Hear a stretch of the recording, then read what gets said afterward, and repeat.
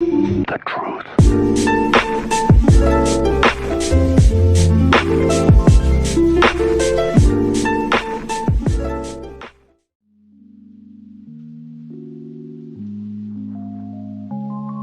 Bonjour tout le monde, voici une vidéo attendue par certains d'entre vous. Comme vous l'avez remarqué au titre, vous visionnez le premier épisode de la série Chat, GPT, génère des histoires version longue vidéo. N'hésitez pas à vous abonner et sur ce, bon visionnage. Pour commencer avec ceci, nous allons faire en premier temps ceux qui ont été votés dans le dernier sondage sur ma chaîne YouTube. Vous avez été juste 2 à voter, c'est pas beaucoup, mais cela fera le taf. Commençons avec l'histoire des YouTubeurs dans un monde parallèle post-apocalyptique. Avant toute chose, je me suis permis de rajouter une petite touche, à vous de la trouver. Bonne écoute. Il était une fois 4 célèbres YouTubeurs français, Michou, Inoxtag, Billy et Amine. Un jour, alors qu'ils étaient en train de réaliser un défi pour leur chaîne YouTube, ils découvrirent une étrange faille dans un bâtiment abandonné. Intrigués, ils décidèrent de l'explorer, sans se douter qu'ils allaient vivre une aventure hors du commun. En passant à travers la faille, les 4 amis furent instantanément transportés dans un monde parallèle post-apocalyptique. Ils se retrouvèrent au milieu d'une ville en ruine, envahie par des zombies. Ils comprirent rapidement qu'ils étaient les seuls survivants dans ce monde cauchemardesque. Au début, les YouTubeurs étaient désemparés, mais ils décidèrent de s'unir pour affronter les zombies et trouver un moyen de rentrer chez eux. Ils utilisèrent leurs compétences et leur ingéniosité pour créer des armes improvisées et des pièges pour se défendre contre les hordes de morts vivants. Au fil des jours, les 4 amis développèrent une véritable complicité et une solidarité à toute épreuve. Ils partageaient leurs peurs, leurs espoirs et leurs rêves, tout en continuant à chercher un moyen de retourner dans leur monde. Un jour, alors qu'ils exploraient un laboratoire abandonné, ils découvrirent des documents qui révélaient l'existence d'une autre faille, capable de les ramener chez eux. Galvanisés par cette découverte, ils se mirent en quête de cette faille, tout en continuant à lutter contre les zombies. Malheureusement, leur périple fut semé d'embûches et de sacrifices. Billy fut le premier à tomber, victime d'une horde de zombies qui les avait pris par surprise. Les 3 autres, le cœur lourd, continuèrent leur quête en l'honneur de leur ami disparu. Quelques jours plus tard, Amine fut gravement blessé lors d'un combat contre un zombie particulièrement redoutable. Malgré les soins prodigués par Michou et Inoxtag, il succomba à ses blessures et rejoignit Billy dans l'au-delà.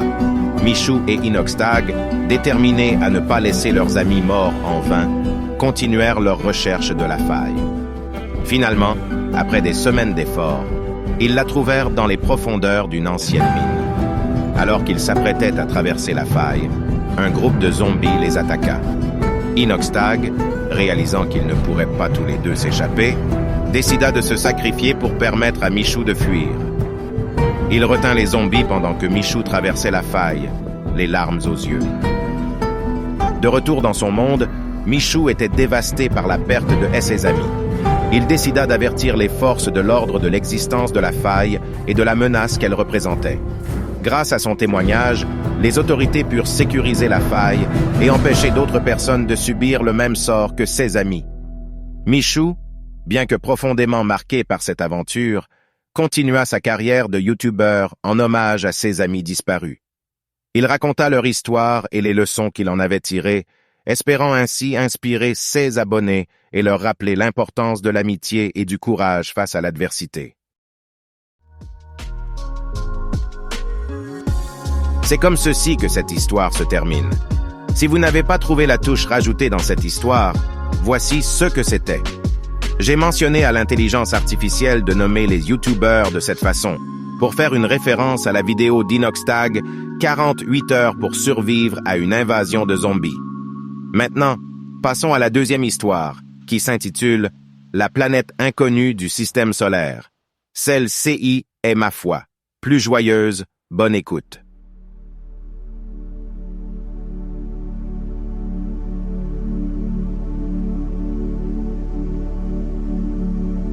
Il était une fois, dans notre système solaire, une planète inconnue des humains et des astronautes. Cette planète, nommée Illyria, était cachée derrière une mystérieuse brume cosmique qui la rendait invisible aux télescopes et aux satellites. Illyria était habitée par une civilisation extraterrestre avancée, vivant en harmonie avec leur environnement et possédant des technologies incroyables. Un jour, un événement tragique se produisit sur Illyria. Une énorme météorite, passant à proximité de la planète, entra en collision avec la brume cosmique qui la protégeait. La météorite déchira la brume, provoquant une série de catastrophes naturelles sur Illyria. Des tremblements de terre, des tsunamis et des tempêtes dévastatrices ravagèrent la surface de la planète, causant la mort de millions d'Illyriens et la destruction de nombreuses villes. Au même moment, sur Terre, les astronomes remarquèrent soudainement l'apparition d'une nouvelle planète dans le système solaire. Intrigués, ils commencèrent à étudier Illyria et découvrirent rapidement qu'elle était habitée.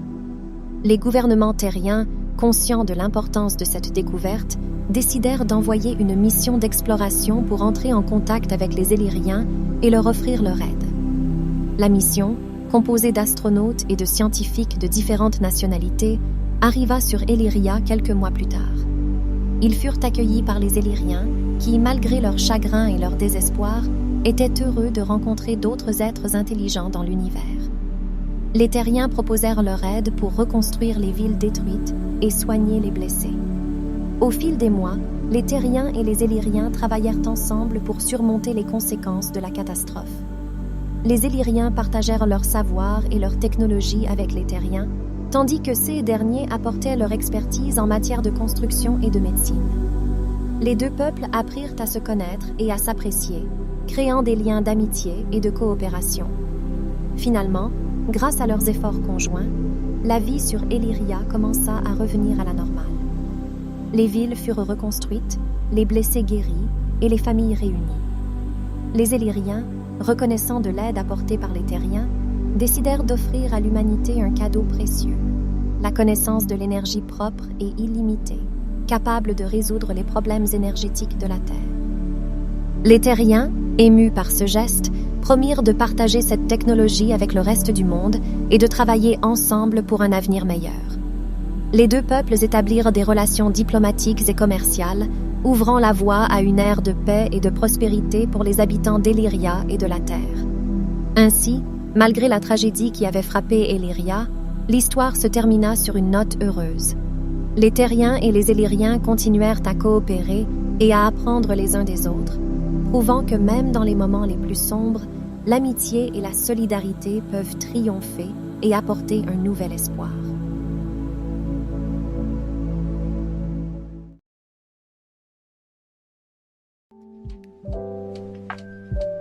Voilà, comme dit plus tôt, cette histoire se termine positivement. Cela est tout pour ceux qui ont été votés précédemment. Voici une histoire en rapport à ma voix. Coucou, c'est moi, qui fait fureur en ce moment sur TikTok. Je vous présente l'histoire de Melon et Melèche. Bonne écoute. Il était une fois, dans une petite ville, deux amis inséparables nommés Melon et Melèche. Ils étaient célèbres pour leurs blagues coquines et controversées qui faisaient souvent rire les habitants de la ville.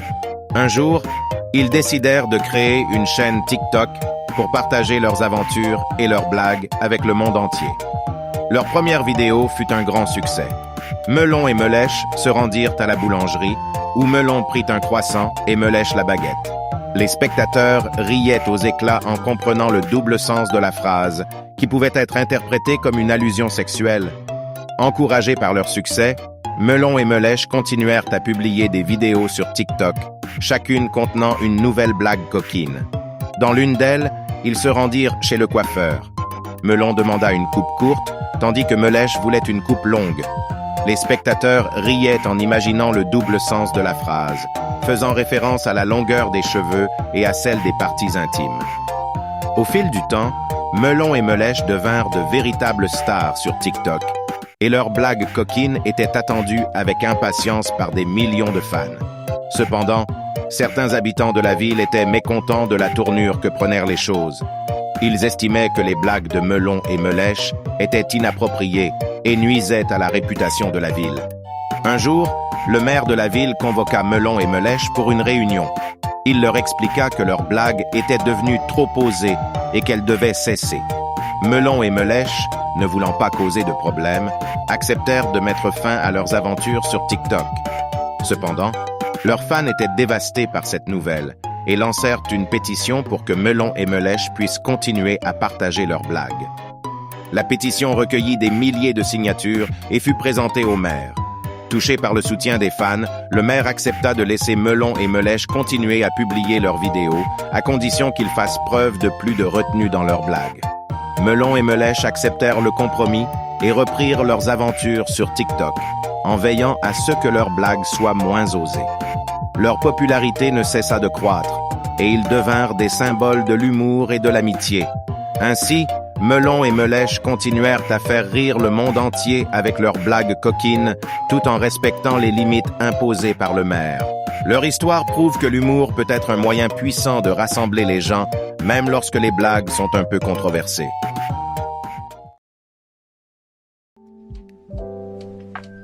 Fin. Et toi?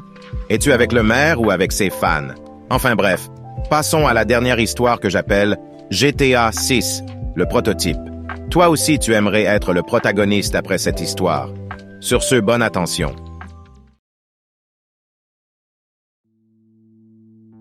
Jake, passionné de jeux vidéo, adorait chiner dans les brocantes des villages voisins. Un dimanche matin, il se rendit dans une petite brocante où il trouva un stand rempli de jeux PS4 et PS3 d'occasion. En fouillant, il tomba sur une boîte sans étiquette contenant un disque avec la mention Grand Theft Auto 6 Prototype. Intrigué, il demanda au vendeur qu'était ce jeu. Celui-ci lui expliqua « Ce jeu a été retrouvé dans le grenier de mon grand-père qui travaillait chez Rockstar Games. Il a été impliqué dans le développement de GTA 6, mais est décédé avant sa sortie. Ce prototype date probablement de 2015. » Jake, fan inconditionnel de la série GTA, décida de l'acheter malgré le prix élevé. Rentré chez lui, il inséra délicatement le disque dans sa PS4. Le jeu se lança, révélant une version époustouflante de Vice City des années 80. Jake passa les jours suivants à explorer la gigantesque carte, accomplir les missions et profiter des moindres détails. Il était aux anges de pouvoir jouer à ce véritable prototype de GTA 6. Cependant, au bout d'une semaine, le disque se raya et devint illisible. Dévasté, Jake essaya en vain de le réparer. Il comprit alors que son aventure avec ce prototype allait prendre fin, sans possibilité de retour en arrière. Jake réalisa amèrement qu'il avait gaspillé son argent durement gagné pour une expérience éphémère. Mais il garda précieusement le disque abîmé en souvenir de CES quelques jours où il avait pu découvrir en avant-première le travail magistral de Rockstar Games. Aujourd'hui, chaque fois que Jake pense à GTA 6, son esprit revient à cette brève mais intense expérience avec le prototype volé qui lui avait donné un aperçu de la grandeur à venir. Même éphémère, cette aventure restera à jamais gravée dans sa mémoire de gamer.